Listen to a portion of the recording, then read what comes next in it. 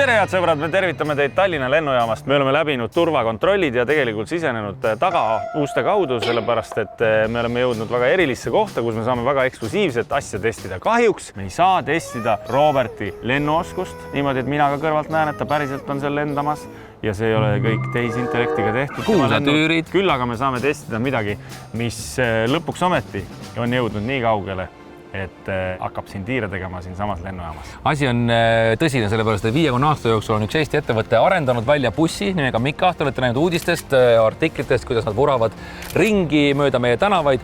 Küll aga on seal alati olnud mingisugune piloodikene sees, kes igaks juhuks on valmis vajutama nuppu, kui midagi läheb rikki või midagi peaks halba juhtuma. Õnneks pole juhtunud. Meiesugused 2 tuutut võivad sinna peale istuda, nautida reisi siis Tallinna lennuvälja siis sisemisel territooriumil ja ollakse nii veendunud, mitte midagi selle bussiga ei juhtu, ega ka meiega. Ja meil on see au olla esimeste ajakirjanike seas, kes astuvad bussi ja ütlevad, kas on siis autonoomne või ei ole. Bussi uksed on lahti ja vist võib korda lasta. Tere, Deivis! Tere! Kas buss hakkab tõesti väljuma varsti, jah? Väljuma, tulge peale. Ma panin tähele, et bussil on lamellrehvid all. Kas need on tavaautorehvid või on sellised bussid vaja mingi erilisi rehve? Täitsa tavaautorehvid, aga kui sa täna tööle sõitsid, siis oli -2 kraadi veel väljas. Nii et jälgime ikkagi ilmastikku. Enne kui me hakkame kuskil liikuma, kas me peaksime panema turvavööd peale? Absoluutselt. Kas me mahume üldse napilt 100 kilone ja mina napilt alla 100 kilone? Ma võin ka muidugi siin klapptool on siis, kui läheb nagu tihedamaks sõitmiseks, on palju reisijaid.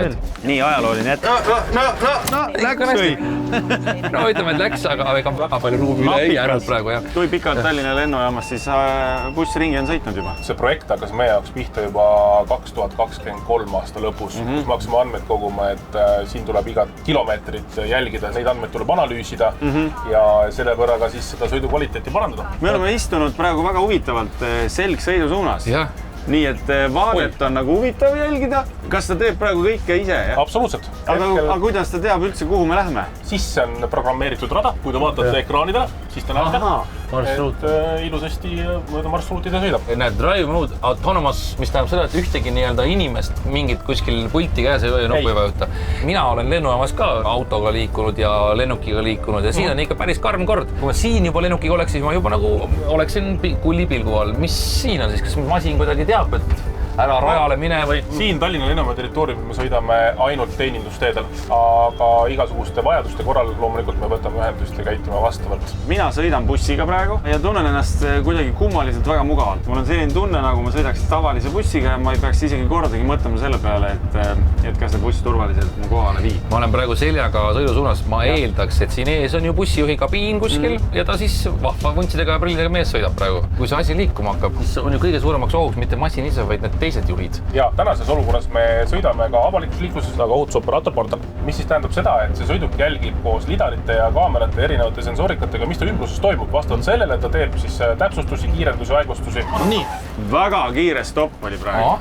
Siin ta midagi kuskil nägi ja võttis korra lihtsalt kuhu maha. See tähendab seda, et kui ta midagi pidurdab ja meie ei näe seda, siis see ongi ju masina nii-öelda kiituseks, et tema nägi ja igaks juhuks võtab oma. Just. Kus siin sisemine kaamera on? Kellele ma lehvitele või tulevikus, kui ma sõidan siin? See samas, jah? No. Kui nüüd tõesti näiteks olen siin ja mul on hirmus suur pissijada. Aga nii nagu ka igas bussis, siis bussipeatusel on bussidirektoril. Eks sa pead nagu reguleerima enda seda soovi. Kui midagi peaks nagu juhtuma, mul kukun kokku. Jälgitakse siin, seda märgatakse. Mina olen selle bussiga silmsidet pidanud juba, ma arvan, et aasta aega. Minu õppelennuk on siin samas, igatsusega tahaks juba lennuks istuda. See, kui nüüd ta siin väntas pikalt ringi, mis see annab lõpuks selle kõige parema infopaki, et ta saaks minna liiklusesse, me ei pea kartma, et tuleb mingisugune autonoomne masin ja hakkab siin rumalusi tegema liikluses. Tallinna lennujaam on äärmiselt reglementeeritud liikluskeskkond.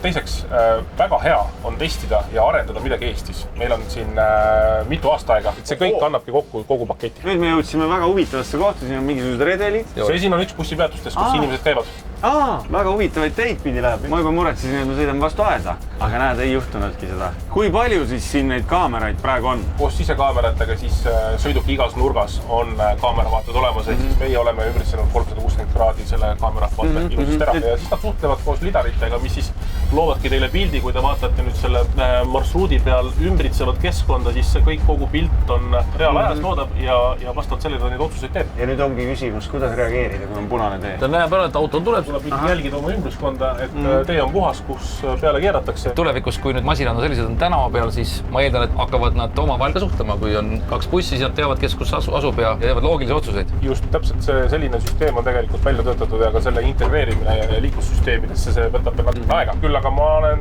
päris kindel, et hetkel Tallinna lennujaama territooriumil te võite julgelt öelda, et te olete esimesed inimesed, kes autonoomse sõidukiga lennujaama territooriumil sõidavad. Sellise asja ma endale eluloo raamatusse kirja panengi. Kas sa siis näed, et tulevikus hakkavad sõitma suuremad masinad ringi? Kunagi me tuleviku ette ei tea. Me keskendume viimase miili teenusele. Ehk siis me võtame inimesed peale nende kodudest ja viime siis kas lähimasse bussipeatusesse, poodi või kooli, kuhu neil vaja minna on, eks ju, ja tagasi. Meie sõit sai läbi ja nagu te näete, me oleme elus ja terved ja võib-olla isegi paremad sõbrad, kui me olime ennem. Nüüd me läheme edasi kontrollruumi, nüüd me näeme, milline näeb välja siis selle masina nii-öelda siis aju. Siin väikeses majakeses kogu see süsteem siis toimibki. Tervist! Kas sa jälgisid meid, kui me sõitsime? Just nii. Siin on näha ka, et üks inimene istub sees praegu, reisib kuskil. Ja mida sina siis jälgid siin? Ma jälgingi seda, et kõik oleks ikkist viisakas, et reisijad oleksid rahulikud. Jälgin ka seda, mida siis buss täpsemalt teeb, et kui ta jääb hätta, siis ma saan siit juhtimist üle võtta. Kui palju sekkumist oli alguses ja kui palju praegu? Algus oli ikka päris palju seda sekkumist, aga nüüdseks oleme ikkist saan niimoodi, et ma põhimõtteliselt ei peaks mitte midagi tegema. Sisuliselt sa oled nagu väga olulise koha selline turvamees, kes vaatab kõiki kaameraid, et keegi kuskil valet liigutust teeks, jah?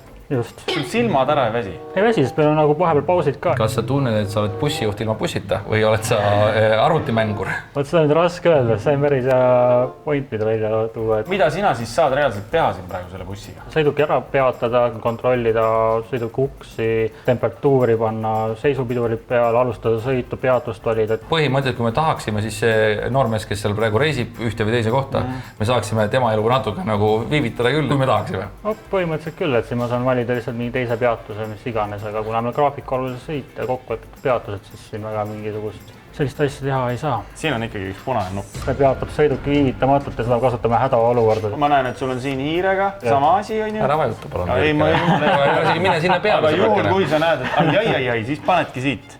Põhimõtteliselt küll, see peatab poole meetriga praegu kuivasfaltiga sõiduk ja paneb nii kõik pidurid peale kui ka seisupiduri otsa veel peale. Me ei sega sind rohkem, kuigi tundub, et olukord on hea, päike paistab, ilm on ilus, tore vaadata kohe. Ja mulle meeldib veel see, et ma ütlen, sa oled bussita bussijuht, kes näeb seda ilu ja päikest ja värki, ise oled nagu kinnises ruumis, et see võib igatsust tekitada, tahaks ka minna õue. Loodetavasti ei lähe kunagi seda punast nuppu vaja. Me saime siis tõesti sellise eksklusiivse teekonna läbi ka siin Tallinna lennujaamas ja ühel hetkel, head sõbrad, me ju kõik teame, et istume me nendes bussides ja sõidame ringi, räägime juttu ja oleme täitsa ära unustanud, et kunagi ammu, palju aega tagasi olid bussides ka bussijuhid. Ma hakkan neid puntsidega mehi igastama.